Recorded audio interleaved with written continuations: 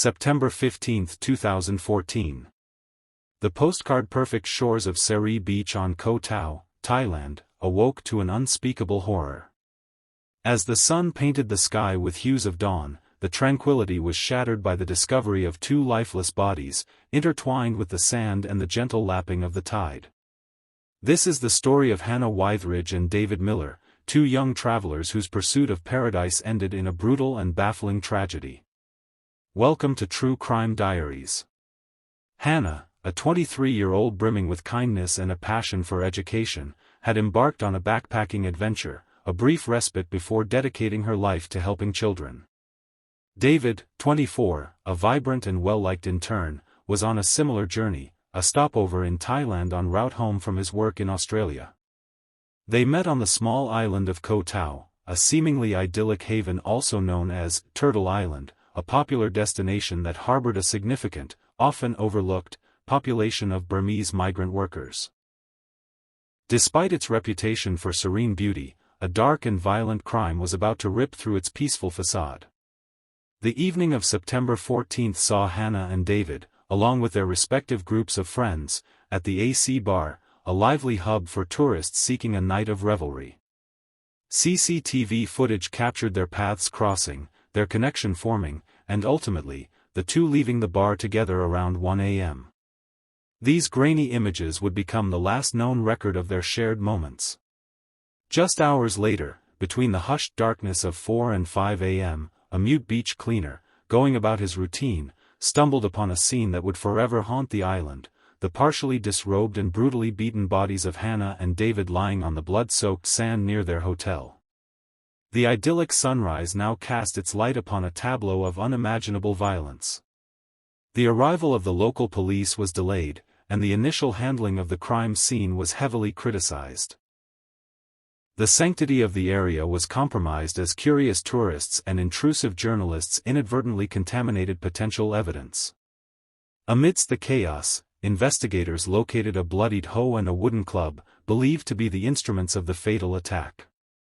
Subsequent autopsies revealed the horrific extent of the injuries.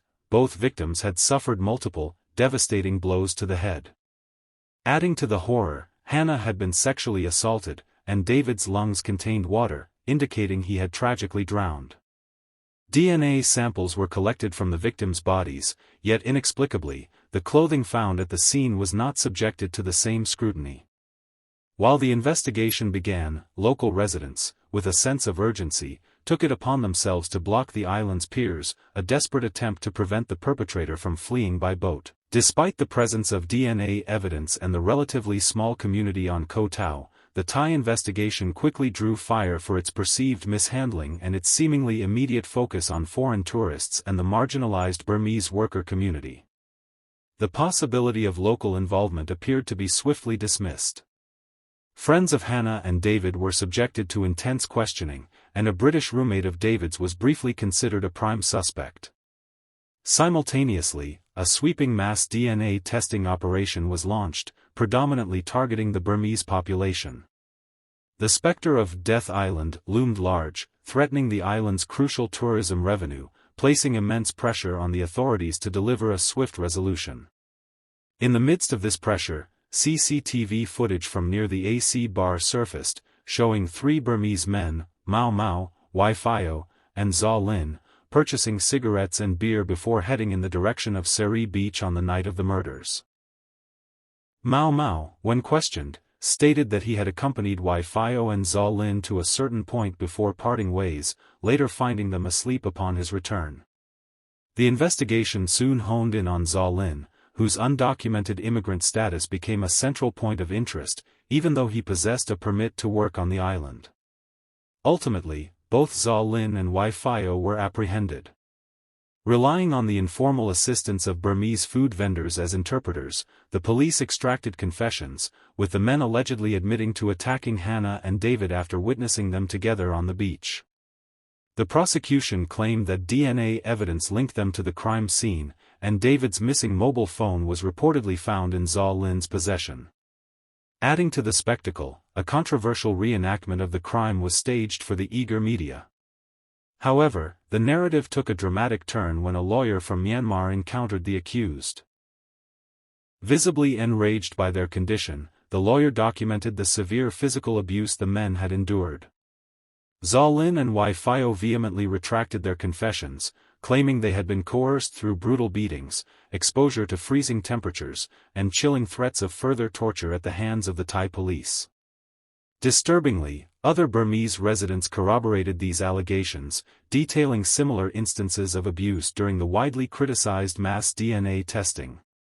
A growing suspicion emerged: were Zaw Lin and Wai Phio convenient scapegoats, their vulnerable status as illegal immigrants exploited to provide a quick resolution and protect others? The trial commenced under a cloud of doubt and controversy. Despite a voluminous 900-page police report, the defense team was granted access to this crucial document only at the 11th hour, severely hindering their ability to prepare. Zaw Lin and Wai Phio were indicted on a string of serious charges, including murder and sexual assault. The prosecution's case rested heavily on the retracted confessions and the contested DNA evidence. In stark contrast, the defense meticulously argued that the entire investigation had been fundamentally flawed from its inception, the crime scene irretrievably contaminated, and the DNA collection procedures deeply suspect. They asserted that their clients, marginalized and vulnerable due to their immigration status, were being framed for a crime they did not commit.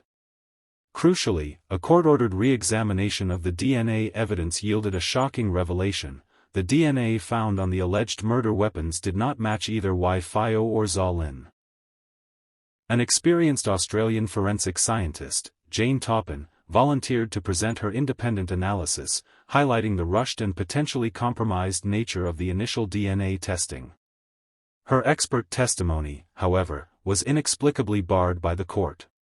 Despite the glaring inconsistencies in the DNA evidence, on December 24, 2015, both Wai Phio and Zaw Lin were found guilty of the murders and sentenced to death.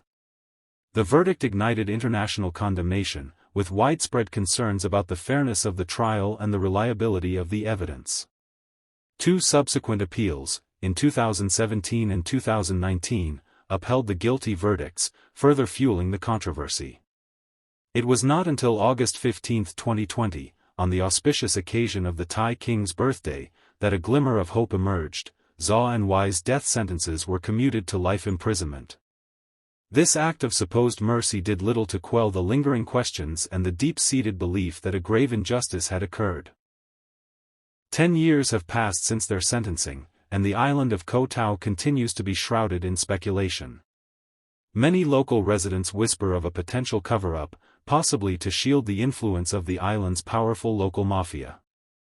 Disturbingly, even after the tragic deaths of Hannah and David, Koh Tao has witnessed further mysterious and unsolved deaths of foreign travelers, casting a long shadow over the island's reputation and raising the chilling question: is the Thai law enforcement protecting the wrongdoers?